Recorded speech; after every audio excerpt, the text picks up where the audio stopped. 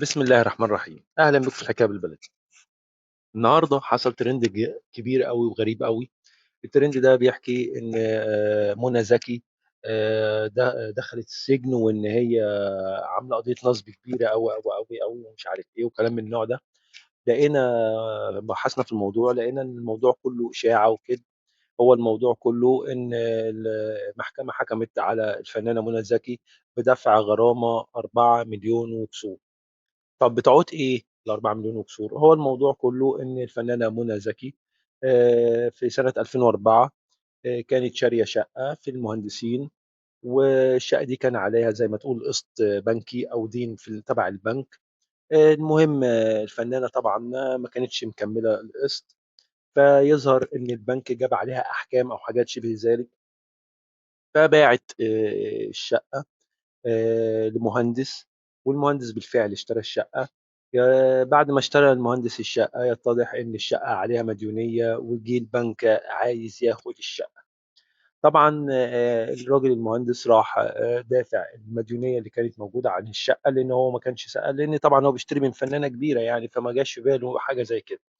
فطبعا بعد ما دفع المديونية ال 4 مليون وكسور فراح اشتكى الفنانة. وهنا لما جه اشتكاها راحت محكمة شمال الجيزة، راحت حاكمة على الفنانة بدفع الفلوس اللي هم ال 4 مليون و600 ألف تقريبا. وده كان ترند غريب، لان الناس ربطت ده ان هي الفنانه ده نصابه، ده مش عارف ايه، ده كلام من النوع ده. الله اعلم هي تسمى قضيه نصب او الله اعلم تسمى ايه. انما هو تقريبا في القضاء ده يعتبر نصب، يعني لان هي لو ما كانش قضيه نصب ما كانش المحكمه حكمت ان هي تدفع ال 4 مليون وكسور للراجل المهندس.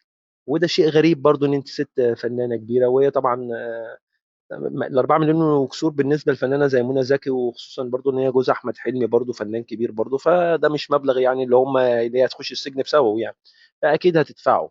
بس طبعا الميديا ما كبرت الموضوع، وبقى ليه ضجه كبيره قوي في الميديا، والناس كلها بتتكلم عن الموضوع ده لان الموضوع حقيقي كبير. وفعلا المحكمه حكمت على الفنانه بدفع ال 4 مليون وكسور دول. وهنا ابتدى ان المهندس يذيع اللي هو الراجل اللي كان شاري الشقه، ذاع الموضوع على الميديا.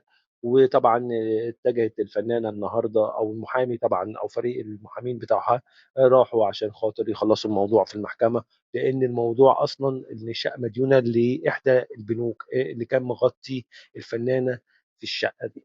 والكلام ده على فكره الشقه دي هم جايبينها من 2004، يعني بقى لها سكه مثلا 21 سنه يعني، برضو فتره زمنيه كبيره يعني.